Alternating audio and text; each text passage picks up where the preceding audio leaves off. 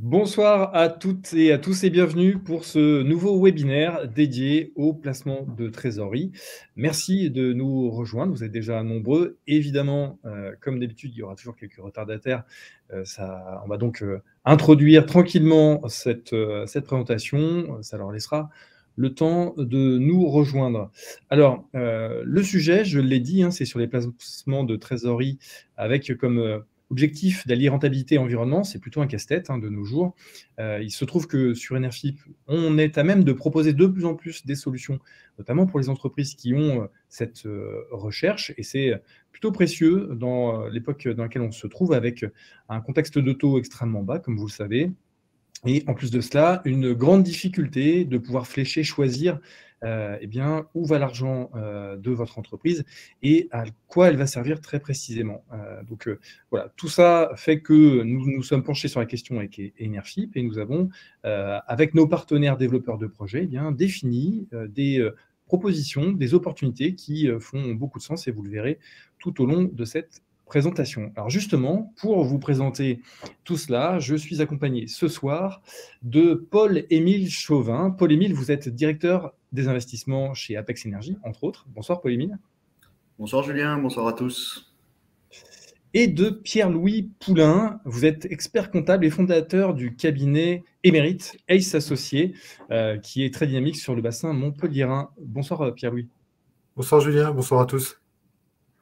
Donc, Paul-Émile et Pierre-Louis vont prendre ma suite lorsque j'aurai présenté en première intention Enerfip, pour vous présenter en premier lieu la collecte en elle-même, qui s'appelle Actéon, qui est en ce moment même sur Enerfip et qui répond très directement à ces problématiques de placement de trésorerie en offrant, je dirais, les différentes options que vous regardez côté entreprise, c'est-à-dire une maturité assez courte, un rendement extrêmement performant, un risque qui est maîtrisé, et un sujet de fond qui est parfaitement inclus dans les politiques RSE que de plus en plus d'entreprises recherchent, et c'est tout à fait logique et pertinent.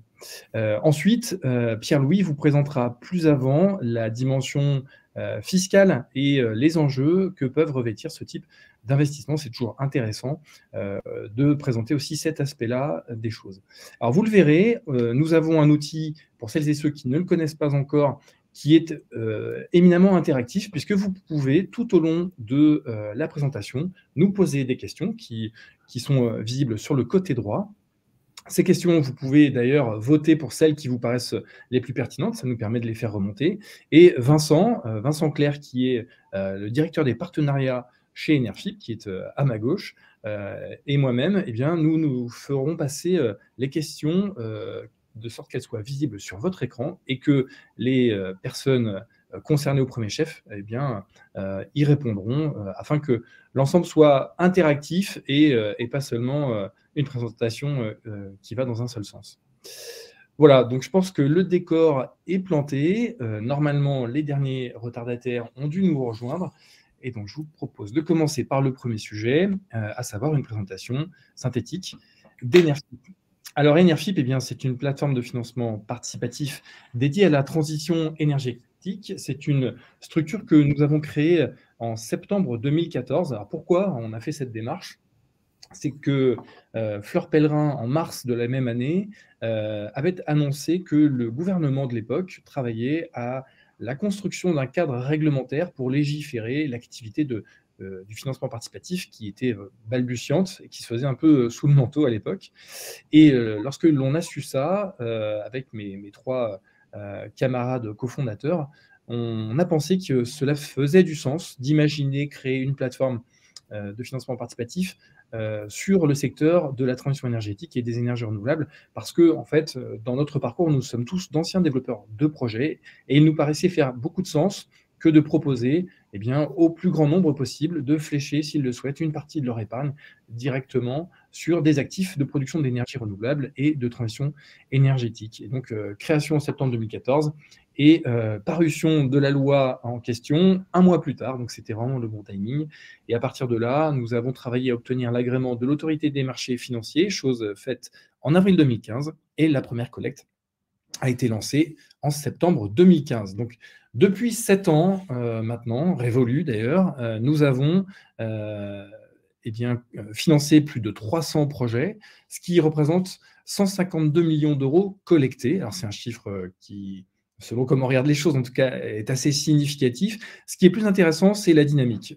Parce que sur ces 152 millions, il faut savoir que nous avions collecté 15 millions d'euros en 2019, 32 millions en 2020, et donc, voilà, on est à un peu plus de 100 millions sur l'exercice 2021. Donc, vous voyez, on est vraiment sur une croissance exponentielle qui, bien sûr, est assurée par la dynamique en elle-même du secteur et cette volonté que de plus en plus d'entreprises et de personnes physiques ont de vouloir flécher leur trésorerie ou leur épargne vers des sujets qu'ils maîtrisent, qu'ils connaissent et qui ont du sens. Mais c'est vrai qu'on a aussi, je dirais, la chance d'avoir une équipe extrêmement performante de 22 personnes qui sont situées pour la plupart à notre siège social à Montpellier. Et nous avons une communauté, c'est-à-dire un nombre d'investisseurs inscrits, personnes physiques et morales confondues, qui est de 31 000 membres, sachant que cette communauté s'apprécie chaque mois de 600 à 800 personnes en plus, en moyenne. Ce qui anime Enerfip et ce qui constitue un peu le socle de notre action au quotidien, c'est un peu ce que j'ai laissé paraître au travers de ce début de présentation, c'est que lorsque nous étions du côté du développement de projet, nous avions cette conviction, et nous l'avons toujours, que après tout, le vent, le soleil et l'eau sont des biens communs, et ça fait beaucoup de sens que lorsque l'on vient exploiter ces ressources naturelles, eh bien, on propose aux citoyens, aux entreprises, aux collectivités d'un territoire plus ou moins élargi, de venir profiter des retombées économiques de l'exploitation de ces ressources. Donc, c'est vraiment ce qui est au premier degré de notre action au quotidien. Et il y a bien sûr sous-jacent, ce que j'expliquais aussi, cet aspect de circuit court, le fait que l'on peut enfin savoir où va notre argent, à quoi et à qui il va servir. De plus en plus d'entreprises, de plus en plus d'individus ont cette volonté-là, ont ce souhait, et c'est une façon d'y répondre très directement que ce que nous faisons sur Enerfip. Et bien sûr, assorti à tout cela, il y a un besoin inévitable et très important, très prégnant de pédagogie, c'est-à-dire de faire monter en compétence celles et ceux qui veulent investir sur ce secteur, parce que tout le monde n'est pas forcément sachant. Il est essentiel de leur permettre de se l'approprier. Pourquoi ? Parce que ce n'est pas compliqué, en fait, si on l'explique bien. Et ça permet, d'un point de vue effet vertueux, de plus facilement faire accepter la transition énergétique et les enjeux territoriaux. On le voit bien, l'éolien et la méthanisation, par exemple, sont souvent sujets à caution, et très souvent, les oppositions qui sont derrière peuvent provenir d'un manque d'informations qui suscite une peur, qui suscite un rejet. Donc, voilà, c'est aussi l'aspect que nous avons dans notre action au quotidien chez Enerfip. S'agissant des obligations que nous proposons sur Enerfip, je fais un zoom puisque c'est, on le verra un peu plus tard, l'outil qui est proposé pour la collecte Actéon. Donc, sur les obligations proposées sur Enerfip, on est en général sur des taux d'intérêt fixes qui sont entre 3,5 et 7%, sur des maturités qui vont de 1 an à 5 ans. Évidemment, le taux, il est ciblé en fonction du risque qui est associé, de la signature de l'émetteur, etc. Enfin, il faut bien comprendre une chose, c'est que nous ne sommes pas le bon coin des énergies renouvelables, et notre passé de développeur fait que nous avons les compétences pour auditer les projets, à la fois sur les aspects financiers, bien sûr, c'est le premier point, mais également sur les aspects techniques, réglementaires, administratifs, qui sont parfois un peu nébuleux. On a tendance à dire qu'en France, c'est compliqué l'administratif. Honnêtement, je pense que ce n'est pas forcément tellement plus simple dans les autres pays de ce qu'on peut voir aujourd'hui chez Enerfip. Mais en tout cas, voilà, c'est des aspects que nous maîtrisons, et tous les projets passent par nos fourches codines, et nos procédures sont de toute façon légiférées et encadrées par l'autorité des marchés financiers. Pour finir sur les obligations, dans l'immense majorité des cas, nous servons les intérêts sur un rythme annuel, à date anniversaire de l'émission effective des titres, et le remboursement du capital, lui, se fait in fine pour l'immense majorité aussi des collectes. Évidemment, vous le savez bien sûr déjà, il est possible de revendre ces obligations à tout moment, c'est la nature même de ce type de titre. Il se trouve que nous allons lancer au printemps 2022 un espace sur Enerfip, un marché secondaire qui vous permettra soit d'acquérir en seconde main des titres qui ont été investis sur Enerfip, ou bien, si vous le souhaitez, de revendre tout ou partie des titres que vous possédez. Il y a des questions? On me souffle à l'oreille. Ah, non, il n'y a pas de question. Je termine. Pour vous inscrire et investir, alors si vous n'avez pas encore fait l'expérience, je vous invite à le faire. C'est extrêmement facile. Ça prend entre 5 et 10 minutes grand maximum. Donc, vous allez sur energy.fr.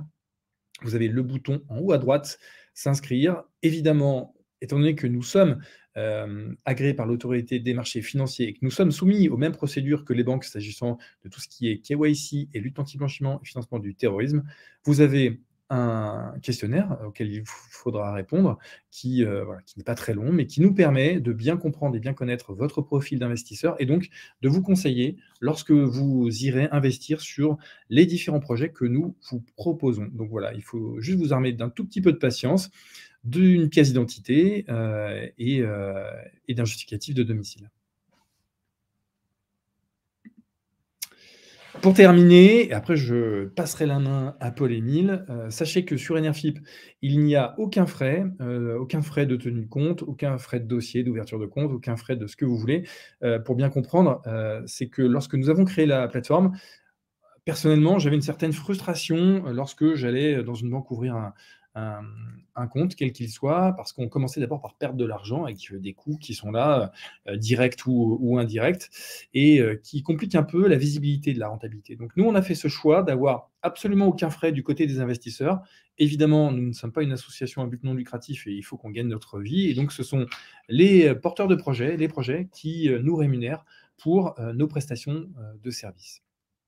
Ensuite, dans le cadre des diligences d'audit dont j'ai parlé tout à l'heure, eh bien, nous cartographions les risques de chaque opportunité d'investissement que nous proposons, avec en face de cette cartographie les mesures que nous mettons en place en partenariat avec le développeur, le porteur de projet, pour maîtriser ces risques. Et tout cela vous est présenté, bien sûr, sur la page projet, mais également sur la documentation juridique qui est centralisée sur le document d'information réglementaire téléchargeable avant l'investissement sur toutes les pages projet de collecte en cours.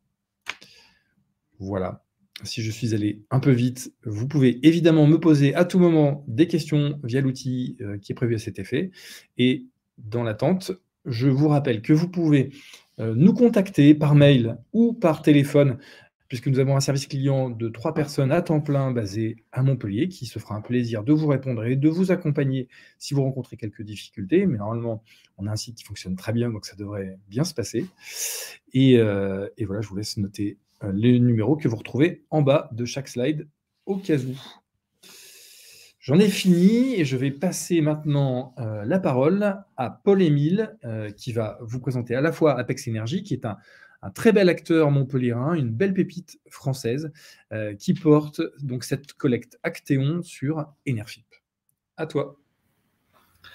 Ouais, merci beaucoup Julien. Merci pour cette belle introduction et ce petit mot sympathique sur Apex. C'est agréable. Donc voilà, je vais essayer de vous résumer en 15 petites minutes qui est Apex, pourquoi cette collecte et quelles sont nos valeurs et notre métier. Donc ça risque d'être un peu court et d'aller assez vite aussi, donc surtout n'hésitez pas, si vous avez des questions, je me ferai un plaisir d'y répondre également. En préambule, je tenais à remercier toutes les équipes d'Enerfip, dont toi, Julien, pour avoir organisé ce petit webinaire qui nous permet de faire un peu plus en connaissance aussi avec les investisseurs sur la plateforme et de nous présenter. Et à Pierre-Louis Poulain également d'avoir accepté cette invitation pour permettre de répondre à vos éventuelles questions. Et aussi et surtout à vous tous qui nous suivez et qui êtes connectés, en espérant qu'on saura vous convaincre du bien fondé d'investir dans les projets portés par Apex. Voilà, en 4 mots et en 4 slides, on va essayer de vous présenter le tout. Le premier, c'est un slide qui vise à résumer un petit peu le contexte dans lequel on s'inscrit. On peut avancer si tu veux, Julien. L'idée, c'est de faire très court, mais on a 2 grands principaux axes. Le premier, c'est le contexte réglementaire. Donc, tu l'as dit, tu as évoqué le sujet avec Fleur Pellerin à l'origine, à savoir que dès 2014, il y avait eu une loi qui s'appelait le paquet climat. Ça fait déjà un petit moment qu'on entend parler de la transition énergétique et qu'elle devient au cœur des débats.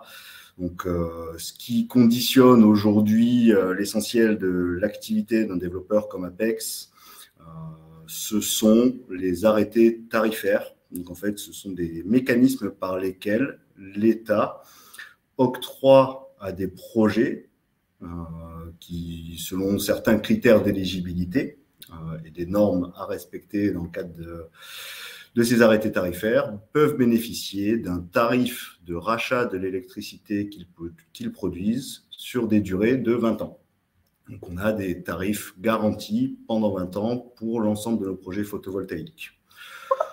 Aujourd'hui, on a deux grands types de régimes tarifaires. Le premier, ce qu'on appelle l'arrêté tarifaire 2021, donc qui est sorti le 9 octobre dernier, très exactement.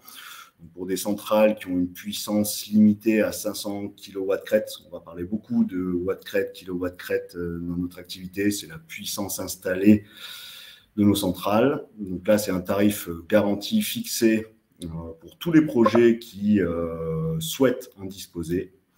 Et au-dessus de cette puissance de 500 kW crête, nous sommes obligés et nous passons par des appels à projets, dits appels d'offres CRE, donc qui sont organisés par la CRE, qui est la Commission de régulation de l'énergie.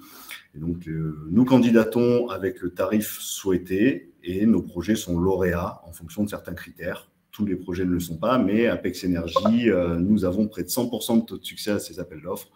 Donc, c'est plutôt positif. Tout ça, ça s'inscrit donc dans la loi de programmation sur l'énergie et le climat qui est sortie en 2019 avec les PPE qui en découlent, programmation pluriannuelle de l'énergie. Pour vous donner tous les termes qui sont liés et on a dans ces PPE plusieurs objectifs en termes de transition énergétique, sur l'efficacité énergétique, la rénovation des bâtiments, les dépenses en énergie, mais aussi les énergies renouvelables. Et il y a notamment un principal axe qui est le développement du photovoltaïque à 40 gigawatts crête installés d'ici 2028, sachant qu'aujourd'hui, en tout cas à fin 2020, on est un petit peu plus au-dessus de 11 gigawatts. Et pour donner un ordre d'idée, alors ça se voit peut-être en petit en bas du slide, mais 1 gigawatt crête connecté, c'est environ la couverture du besoin en électricité d'1 million de personnes. Voilà, en deux mots. Et de l'autre côté, on bénéficie aussi aujourd'hui de marchés financiers qui sont très matures, avec des établissements bancaires qui sont capables d'investir et de financer près de 80 à 90% des coûts de projet sur des durées de 20 ans ou plus. Et derrière, le solde de ces coûts de projet est complété par des investisseurs qui peuvent être des fonds d'investissement ou des plateformes de participatifs aussi, de financement participatif tels qu'Enerfip, en tout cas des citoyens qui investissent par l'intermédiaire de ces plateformes-là. À savoir qu'on a une relation aussi historique avec Enerfip. On est très heureux de partager à la fois ces valeurs énergétiques, si je peux le dire, et puis aussi un côté local, puisque nous sommes également basés à Montpellier, avec une vraie valeur d'implantation locale et de territoire, côté Apex.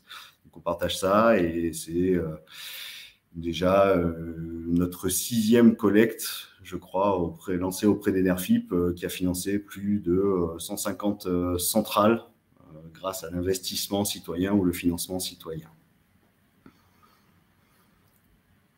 Voilà pour récapituler un petit peu.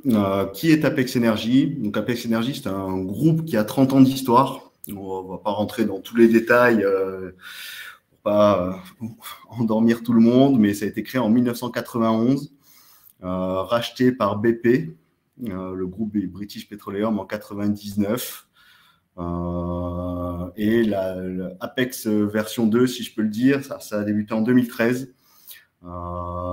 Suite au Deepwater et à la catastrophe que vous avez pu connaître, certainement entendu parler du groupe BP avec ce puits de forage qui a connu quelques avaries et une marée noire. Donc, il y a une restructuration chez BP qui a décidé de se séparer de ses activités solaires en France, notamment.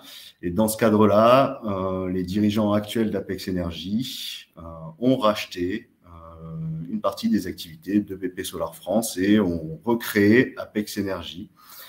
Et depuis 2013, c'est une croissance exponentielle côté Apex qui a pu intégrer S4E, qui est un éditeur de logiciels qui nous permet de suivre en temps réel la production de nos actifs et qui est diffusé aussi chez des confrères, collègues ou concurrents. Il y a eu aussi la création d'Aura, qui est la filiale à 100% d'Apex dédiée à l'efficacité énergétique, tout ce qui tourne autour de l'autoconsommation, la rénovation des bâtiments, l'efficacité thermique, les C2E, les bornes de recharge, etc. Pour vous donner un petit ordre d'idée sur notre croissance, fin 2018, on avait 10 MW crête de projets construits. Fin 2021, on arrive à 100 MW crête installés. On ambitionne 1 gigawatt à l'horizon 2025. On a les projets qui sont aujourd'hui dans notre portefeuille connecté. On est en train de se structurer et de recruter pour arriver à cet objectif qu'on souhaite tenir et qu'on va tenir. Et aujourd'hui, on a déjà plus de 1000 centrales qui ont été construites et développées. On dispose d'un savoir-faire sur l'ensemble de la chaîne de valeur, donc du développement jusqu'à l'exploitation de nos centrales, en passant par la construction, le financement. On a un cœur de métier qui repose beaucoup sur le hangar et la toiture photovoltaïque.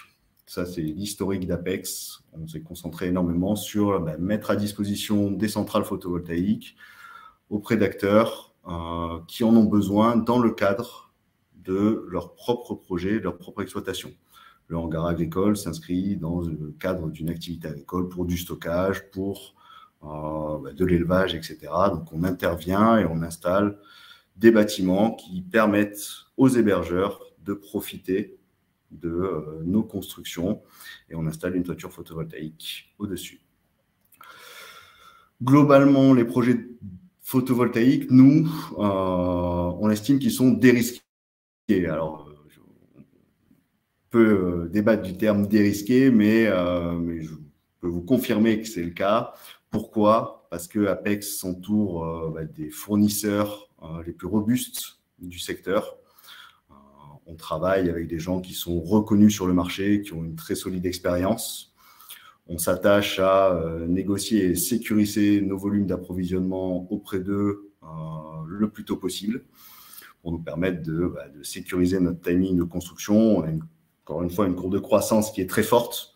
Donc, ce qu'on veut surtout pas, c'est se retrouver bloqué et devoir décaler la construction de nos centrales. À savoir que dans le cadre des financements bancaires long terme, chaque audit, en plus de l'audit qui est réalisé par les équipes très compétentes d'Enerfip, chaque centrale et chaque projet fait l'objet d'un audit technique réalisé par un bureau indépendant qui valide ce qu'on appelle le design de l'ensemble des centrales. Donc, quel type de modules, comment sont-ils installés, quelle est la connectique et le câblage qu'il y a autour, et qui porte un œil attentif aussi à l'ensemble du schéma contractuel, en se concentrant principalement sur les contrats de construction, puisqu'on parle de plusieurs dizaines de millions d'euros d'investissement tous les ans. Donc, le contrat de construction est important là-dessus, et les contrats d'exploitation pour garantir que les centrales vont bien pouvoir fonctionner à plein régime pendant 20 ans. C'est Apex Energy qui est construit et qui exploite l'ensemble de ces centrales pour le compte des sociétés de projet, puisqu'on fonctionne sous le format de société de projet. Donc, Apex Energy dispose d'équipes et de savoir-faire entièrement dédiés sur ces sujets-là. Ensuite, sur l'aspect réglementaire, qui n'est pas si compliqué que ça, je trouve finalement. Il faut savoir que c'est globalement simple. Il faut qu'on dispose de droits réels sur le foncier pour nous permettre d'installer et d'exploiter nos centrales sur des durées de 20 jusqu'à 40 ans et même plus, d'autorisation d'urbanisme, d'obtention d'un tarif d'électricité, donc on en revient à l'arrêté tarifaire ou aux appels d'offres, et d'obtention de l'ensemble des démarches liées au raccordement sur le réseau pour que l'électricité soit acheminée jusqu'au point de consommation. L'ensemble de ces items est vérifié également dans le cadre des financements bancaires par un audit juridique fait par un cabinet d'avocats indépendant. Donc, ça garantit aussi que les projets sont complètement dérisqués du point de vue réglementaire. Et ensuite, du point de vue des cash flows, finalement, le financier, et ça, c'est un peu aussi le sujet que j'apprécie énormément. Ce côté financier, c'est mon métier. Voilà. Les cash flows sont sécurisés sur des durées de 20 ans. Pourquoi? Parce que les revenus, encore une fois, c'est un tarif garanti pendant 20 ans. Ensuite, tout ce qui est OPEX ou dépenses d'exploitation, pareil, on a des contrats qui sont backés avec un retour d'expérience désormais de plus de 30 ans globalement chez Apex et chez l'ensemble de la filière solaire. Donc, on maîtrise les coûts d'exploitation. Donc, on est capable de prédire avec une très grande certitude l'ensemble des cash flows de nos projets. Donc, finalement, les revenus qui vont être générés par l'ensemble de ces projets. Et c'est dans ce cadre-là que les établissements bancaires sont capables de financer sur des maturités très longues, dépassant les 20 ans, et pour des ratios qui peuvent dépasser 80, 90, voire même, dans certains cas, pour les meilleurs projets, 100% des coûts du projet.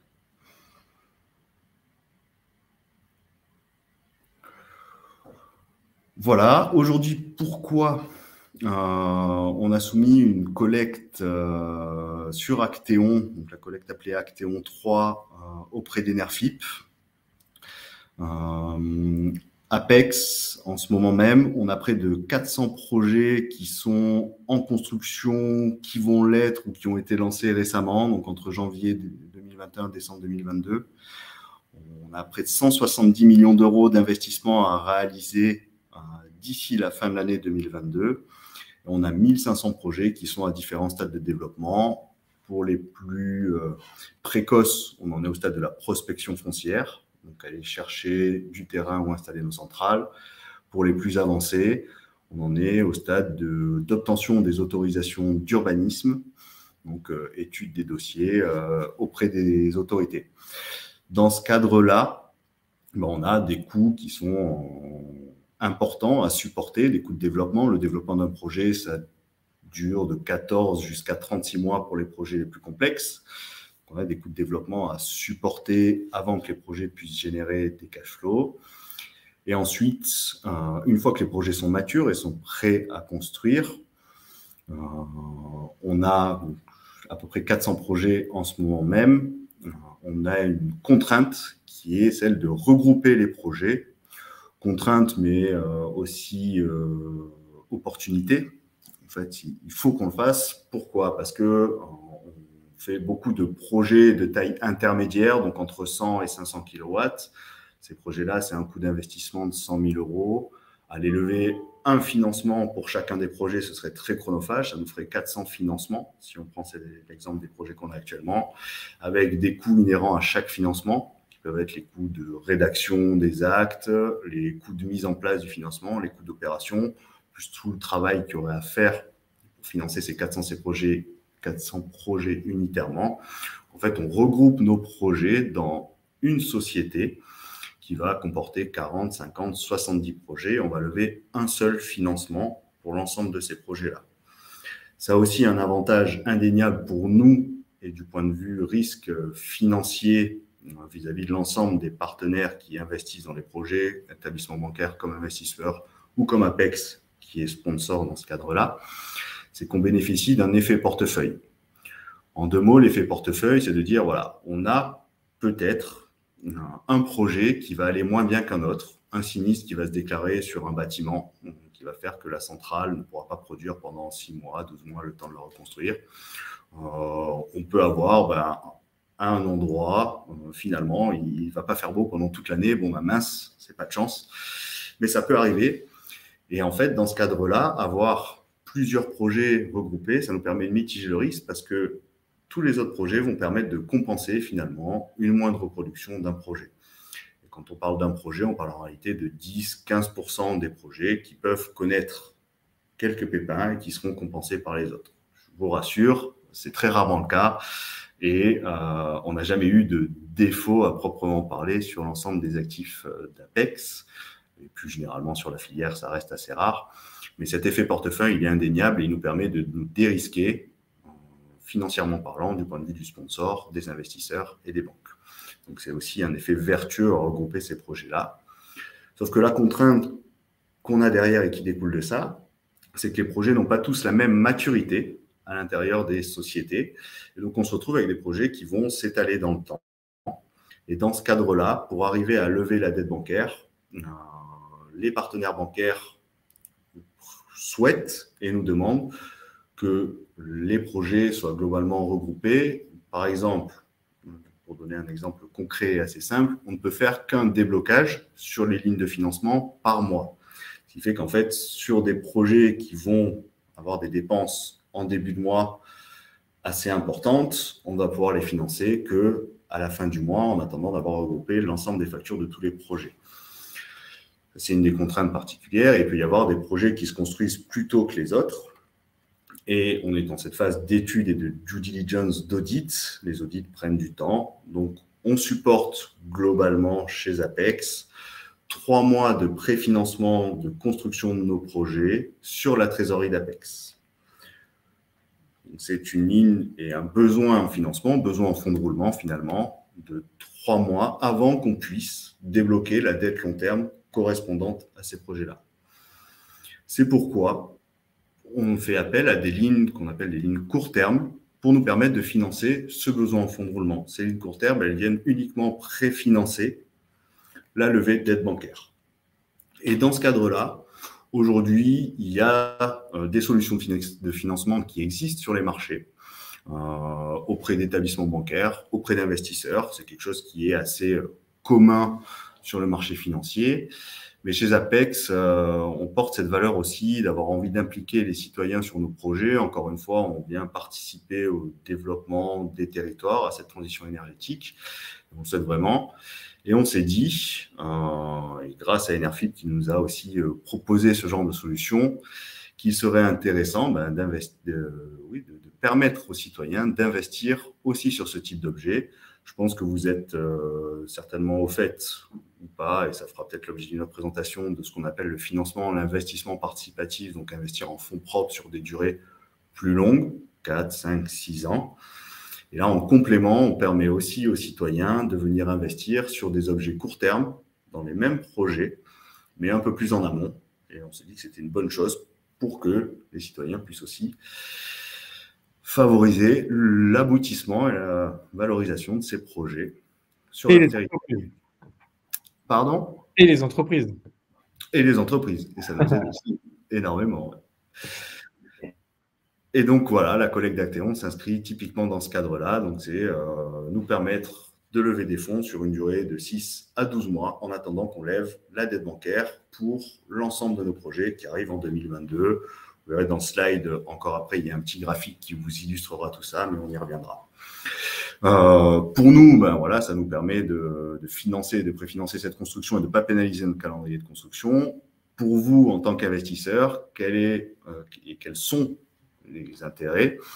Le premier, c'est que vous avez une participation aussi active à la transition énergétique. Alors, c'est un grand terme, mais c'est le cas. Vous pouvez œuvrer sur des projets photovoltaïques et énergie renouvelable sur votre territoire.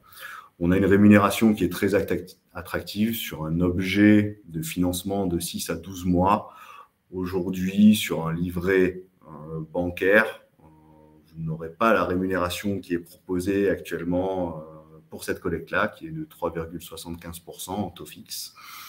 Je crois que si on compare avec les DAT, je ne sais pas si Pierre-Louis, tu as un chiffre plus précis sur les DAT du moment, mais effectivement, je pense qu'on est très au-dessus avec ce taux de 3,75. Je pense qu'on va peut-être loin de zéro sur le DAT actuellement. Oui, je suis entièrement d'accord. Oui, on est selon les dates auxquelles sont souscrits les contrats, en effet, en ce moment, on est plutôt du 0,10, des choses comme ça, en effet, qu'on peut trouver. Donc, je pense en effet que les solutions, comme le propose Paul-Émile, peuvent vraiment être intéressantes pour les professionnels d'une part, mais également aussi pour les particuliers. Ça peut vraiment être une bonne solution. À toi, Paul-Émile, on t'a interrompu. Non, mais merci pour ces précisions. Donc voilà, donc on a une rémunération très attractive pour ces durées de placement. À savoir qu'Apex s'est engagé également à maintenir un minimum d'utilisation de la ligne de 6 mois, ou en tout cas garantir une rémunération de 6 mois d'intérêt, quelle que soit la durée réelle d'utilisation de la ligne. Donc concrètement, en investissant 100 000 € en tant qu'investisseur, vous aurez la garantie de toucher 1 875 € brut minimum au titre de l'investissement que vous ferez. Bien entendu, la rémunération, elle s'apprécie aussi en fonction du risque, forcément. Et je reviens sur le fait que pour nous, ce sont des financements et c'est un financement qui est sans risque. Pourquoi? Parce que l'ensemble des projets qui sont portés par Actéon, donc c'est le nom de la société en fait qui détient indirectement l'ensemble des sociétés de projets, avec les 400 projets à l'intérieur. Donc, l'ensemble de ces projets ont déjà obtenu à minima une autorisation d'urbanisme et dans 80% des cas ont déjà un tarif, donc ils sont prêts à construire. Là, c'est simplement une contrainte de calendrier pour nous permettre d'aller au bout de la construction. Donc, ça fait que leur probabilité de voir le jour et d'être mis en exploitation est de 95%. Une fois qu'on a les autorisations d'urbanisme, il y a très peu de sorties. Le montant total, parce que c'est la 3e collecte qu'on lance sur Actéon, le montant total atteindra 15 millions d'euros pour 170 millions d'euros d'investissement à réaliser. En termes de dette bancaire long terme à lever, ça représente entre 140 et 150 millions d'euros. Donc en fait, on cherche à préfinancer uniquement 10% du montant total de la dette bancaire qu'on arrivera à lever. Donc ça veut dire que même si jamais 50% des projets ne se faisaient pas, finalement, il y aurait quand même la certitude que ces 15 millions d'euros seraient remboursés par la levée de la dette bancaire. Et encore une fois, ça ne sera pas le cas. Il y a 95% des projets qui sortiront à ce stade-là. Le marché bancaire, lui, est parfaitement habitué au financement de ces projets-là. On est sur des standards. C'est quelque chose qu'on sait très bien faire. Apex Energy en 2021, c'est 85 millions d'euros levés. En 2020, c'était 77. Pour 2022, ça sera 120. On est rodé à cet exercice-là et les banques aussi. Donc, il n'y a aucun risque de ne pas arriver à lever ces financements. Et le dernier point, qui est un point essentiel aussi, c'est qu'Apex Energy se porte garant de 100% du financement de la collecte Actéon. Apex Energy, c'est donc la holding qui enregistre le chiffre d'affaires et les résultats pour l'ensemble de la construction, du développement et de l'exploitation de ces projets-là. C'est un bilan avec plus de 22 millions d'euros de capitaux propres. Et c'est très récemment aussi l'annonce de l'entrée au capital du groupe Macquarie, qui est un fonds d'investissement doté de plusieurs dizaines de milliards d'euros dédiés aux énergies renouvelables. Donc derrière, on a aussi une vraie sécurité en termes d'actionnariat et en vue de soutenir la croissance d'Apex Energy à court, moyen et long terme. Juste pour préciser, lorsqu'on dit qu'Apex Energy se porte garante dans le cadre de ce financement, c'est sous la forme d'une garantie à première demande qui effectivement est émise par la maison mère d'Apex sur Actéon, ce qui veut dire que, tout simplement que Apex Energy se substituerait à Actéon dans le cas où, certains vraisemblables, mais dans le cas où eh bien, il ne soit pas en mesure d'honorer ses engagements. Tout à fait, merci Julien. Voilà, j'en ai fini.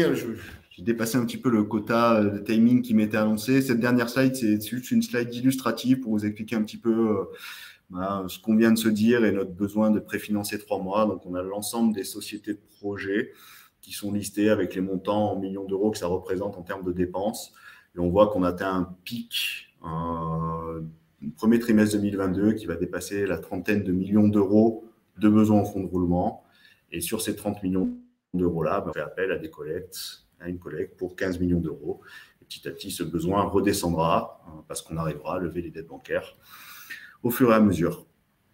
Et on voit bien le besoin en capitaux très important dans le secteur des énergies renouvelables. C'est vraiment significatif et le volant d'investissement que doivent gérer les développeurs est souvent très important. Et voilà, toutes les solutions de financement, dont la nôtre, sont, je pense, plus que nécessaires.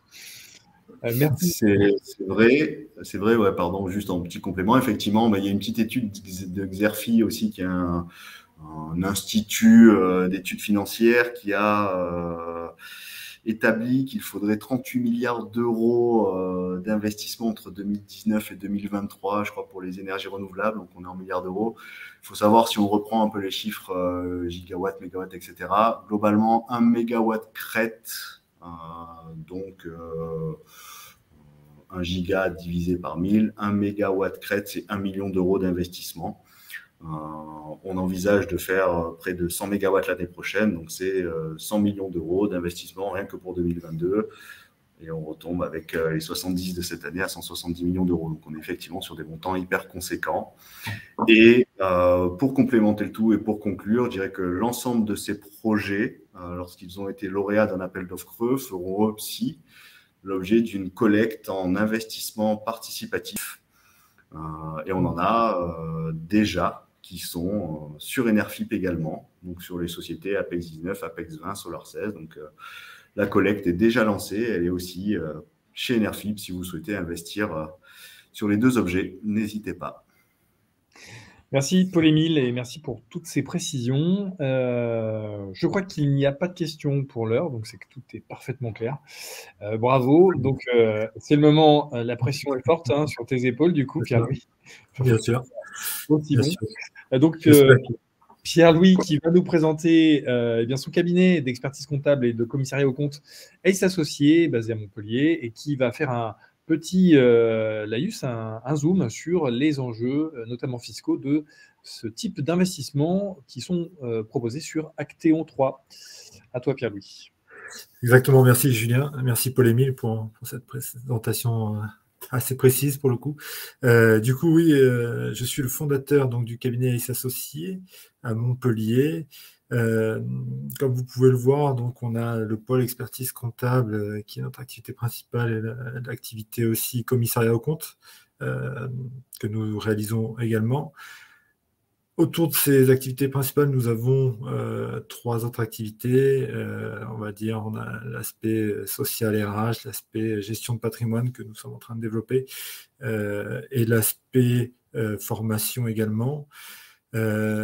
Pour vous faire un petit résumé du cabinet actuellement, donc on a plus de 450 clients à travers la France. Donc on va jusqu'à Caen, on va dans l'Est, dans l'Ouest, on est un petit peu sur Paris également. Voilà, on couvre pas mal le territoire et parmi ces 450 clients, on a, on va dire, environ 150, un peu plus de ces clients qui sont liés aux énergies renouvelables. Donc, que ce soit du côté expertise comptable, donc gestion de groupes de sociétés ou même juste des développeurs, des consultants, des boîtes d'exploitation entre guillemets de centrales, mais aussi en commissariat aux comptes, donc auprès des développeurs tels Apex notamment ou d'autres grands groupes au niveau national avec qui nous travaillons déjà depuis plusieurs années. On a même d'ailleurs fait, nous, pour finir sur la présentation, on a d'ailleurs fait une demande auprès du Conseil supérieur de l'ordre des experts comptables, une demande d'agrément énergie renouvelable, justement, pour pouvoir marquer ça sur notre présentation, justement, et marquer le fait que nous sommes vraiment un partenaire des acteurs de ce secteur. Voilà pour résumer un petit peu. Donc aujourd'hui, comme l'a présenté Julien ainsi que Paul-Émile juste précédemment, on parle un petit peu des obligations simples, notamment sur Actéon 3. Moi, je vais vous parler un petit peu des aspects comptables et fiscaux. Alors, j'avais plutôt axé les diapos sur l'aspect investissement par une entité, donc une entité personne morale, donc une SAS, une SARL, etc. Mais je vais aussi axer un petit peu en complément sur les investissements réalisés par des personnes physiques également, pour ceux qui ne sont pas déjà au fait sur les aspects fiscaux pour les intérêts financiers. Donc, pour présenter rapidement ce qu'est une obligation simple, en traitement comptable, on va dire, pour les professionnels. Il y en a a priori quelques-uns, je vois quand même sur la liste des participants. Donc les obligations simples sont qualifiées comptablement et fiscalement de valeurs mobilières de placement, donc de VMP. On a plus coutume d'appeler comme ça ces types de placements. Donc cela sous-entend qu'on cherche un gain à brève échéance, donc c'est à court terme, donc il n'y a pas d'immobilisation, etc. Donc on est vraiment comptablement en tout cas sur des placements de trésorerie.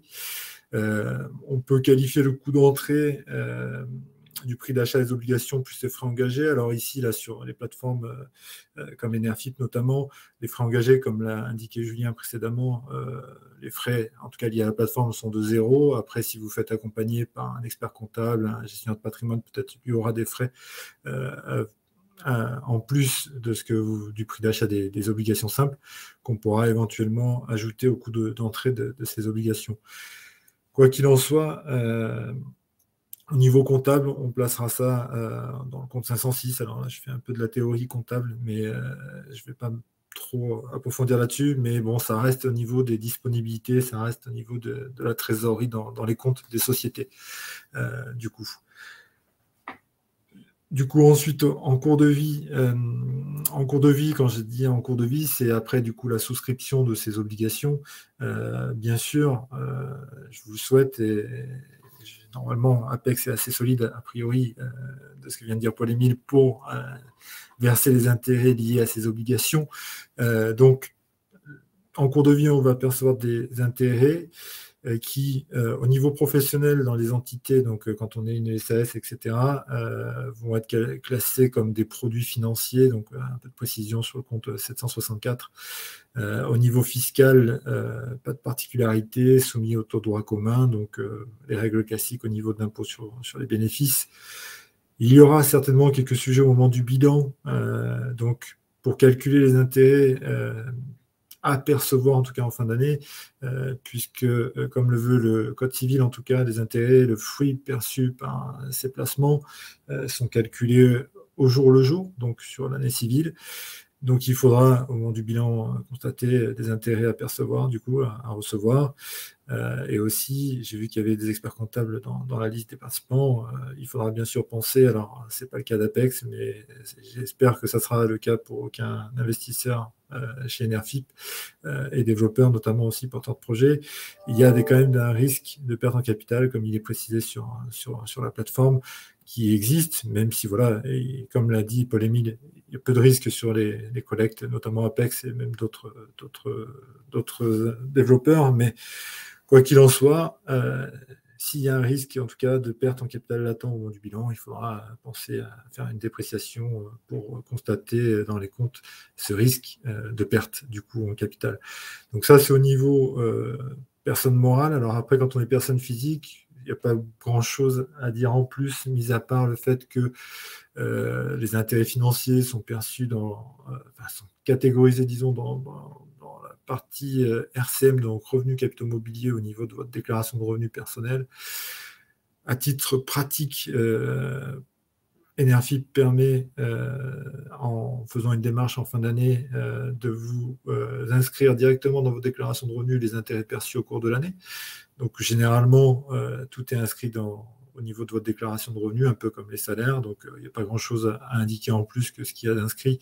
Mis à part, vous pourrez constater au moment du calcul de l'impôt qu'il est soumis ce qu'on appelle au PFU, donc au prélèvement à la source de 30%, qui n'est pas libératoire, faites attention, avec une option possible d'appliquer le barème si besoin est, pour ceux qui ne déclarent pas un énorme revenu tous les ans. Donc ça, c'est au cours de vie des OS. Et après, on a la sortie. Alors, plusieurs choses. Julien l'a évoqué tout à l'heure. On peut, sur le marché secondaire, éventuellement vendre ces obligations. Alors, si jamais vous êtes intéressé par ce principe, au moment où vous le ferez, c'est ce qu'on appelle le pied de coupon. Donc, vous vendrez, vous recevrez en fait le montant de votre obligation, plus les intérêts qui sont courus, c'est-à-dire entre la dernière date d'anniversaire et la date de cession, et vous recevrez ces intérêts en plus au moment de la cession, et du coup, bien entendu, comme on l'a vu juste avant, les intérêts soumis au droit commun au niveau fiscal et au niveau personnel, identiques avec le PFU qui s'applique. Et bien sûr, pour les personnes morales, il faudra bien sûr ne pas oublier la reprise des dépréciations passées qui couvraient les risques de perte latent. Voilà, à ce niveau un petit peu comptable et fiscal, j'ai pas grand-chose de plus à vous dire que cela. Eh ben, c'est déjà très très bien et c'est très complet et très synthétique.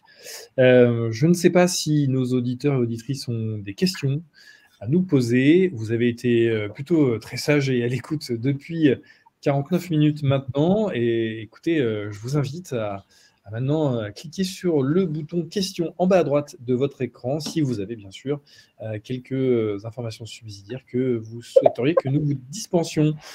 Et ben voilà, ça tombe.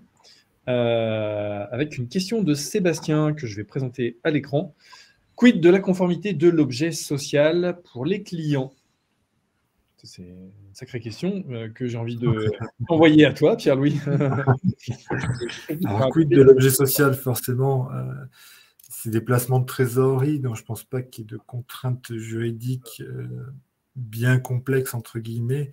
Après, bon, je ne suis pas non plus avocat, mais à partir du moment où le placement est lié à justement de la gestion de trésorerie à court terme, normalement, les objets des sociétés comprennent une partie un peu, on va dire, une partie un peu générique, générale dans l'objet qui dit on peut faire des investissements immobiliers, investir dans des sociétés, etc., en lien avec l'objet social, principalement. Donc, la gestion de trésorerie, on pourrait considérer qu'elle peut rentrer un petit peu dans cet objet un peu général, générique, je pense. Ce serait problématique si l'entreprise ne faisait quasiment que cela en ayant un objet social qui serait tout à fait autre, quoi. Exactement, à partir du moment où on reste un peu dans l'accessoire, que c'est de la placement de trésorerie, du placement de trésorerie. Après, à partir du moment où l'activité, c'est de faire du placement de trésorerie, on rentrera peut-être plus dans le placement de trésorerie selon l'activité, peut-être en autre titre immobilisé éventuellement, à se poser la question, à voir. Mais à mon sens, voilà, pas grand-chose de risqué si ça reste accessoire, en tout cas. Toutes les entreprises peuvent le faire. OK, merci pour cette réponse, Pierre-Louis. Et on a une autre question de Nathan que je vais présenter. Merci pour la présentation. Quelle est la liquidité de ce type de placement? Sous quel délai je peux m'attendre à récupérer le cash à partir du moment où je mets mes titres en vente? Alors, je vais y répondre si vous êtes d'accord, messieurs. Donc, vous pouvez à tout moment, en fait, eh bien, proposer de vendre ces titres dès le lendemain où vous les avez acquis. Dans l'absolu, vous y êtes autorisé. L'enjeu étant de trouver un acquéreur à un prix qui vous conviendra, bien évidemment. Et donc, pour toutes ces réponses, la liquidité, je ne peux, et personne ne peut vous la garantir, évidemment. Donc, c'est toujours sujet à caution en fonction de l'appétence que le titre que vous détenez pourrait avoir auprès d'autres investisseurs. Et c'est du coup lié avec votre deuxième question. S'agissant du délai, c'est très variable. On a pu organiser en guise de test certaines ventes sur enerfi.fr et c'est vrai qu'en fonction des typologies de titres, on a pu observer que certaines étaient plutôt attractives avec une session qui se faisait assez rapidement et d'autres où il y avait un peu de latence. Donc c'est vraiment en fonction de la typologie de votre titre, de la qualité de la signature de l'émetteur. Enfin voilà, il y a tout un tas de paramètres qui rentrent en ligne de compte. Voilà, je ne sais pas si c'est une réponse parfaite pour vous, Nathan, mais voilà. Alors, eh bien, de rien, Nathan. Il y a eu un petit merci, c'est pour ça que je lui réponds. Est-ce qu'il nous reste quelques questions à traiter avec vous ce soir? J'en profite le temps de vous laisser éventuellement la possibilité de rédiger celle-ci, que vous allez recevoir à l'issue de ce webinaire un lien avec le replay de cette présentation, ce qui vous permettra, si vous avez raté le début par exemple, eh bien, de récupérer cela ou de transmettre à qui vous le souhaitez le dit replay. Et évidemment, si d'aventure des questions subsidiaires venaient à se poser de votre côté, vous pouvez nous joindre chez Enerfip, soit au 04 119 34 111, 04 119 34 111, soit à l'adresse email que vous voyez en bas à droite de l'écran, service client en un seul mot et au singulier, @enerfip.fr. Alors, j'ai attendu s'il y avait d'autres questions. J'ai l'impression qu'on a eu raison de nos auditeurs, messieurs. Peut-être une dernière précision, pardon Julien. Oui. Juste vous informer que dans le cadre de la collecte Actéon, le versement des intérêts est semestriel. C'est vrai qu'on évoquait l'annuel, mais donc voilà, à la suite de votre investissement, au bout de 6 mois, vous aurez déjà une première perception des flux. Et à l'issue du remboursement ou de 12 mois, vous aurez la seconde. Simplement ça. Tout à fait. Merci beaucoup de cette précision. Ah, et Olivier arrive pour nous poser une question. Merci Olivier. Alors, existe-t-il des plafonds de participation par entreprise ou par opération? Alors, c'est en fait propre à chaque collecte, à chaque levée de fonds que nous proposons. Et il se trouve que, s'agissant de la collecte Actéon, il n'y a pas de maximum, dans la limite, bien sûr, du montant que nous devons collecter. Donc, c'est ce qu'octroie notre agrément de conseiller en investissement participatif qui est extrêmement ouvert et qui nous a permis de pouvoir développer Enership pour qu'elle soit ce qu'elle est aujourd'hui. C'est que c'est vraiment, ça offre beaucoup de possibilités pour toute typologie d'investisseurs, depuis celles et ceux qui souhaitent mettre quelques dizaines d'euros aux entreprises qui sont en mesure de remplacer quelques centaines de milliers ou plus. Donc, pour Actéon, dans la limite de la collecte, vous pouvez investir le montant de votre choix.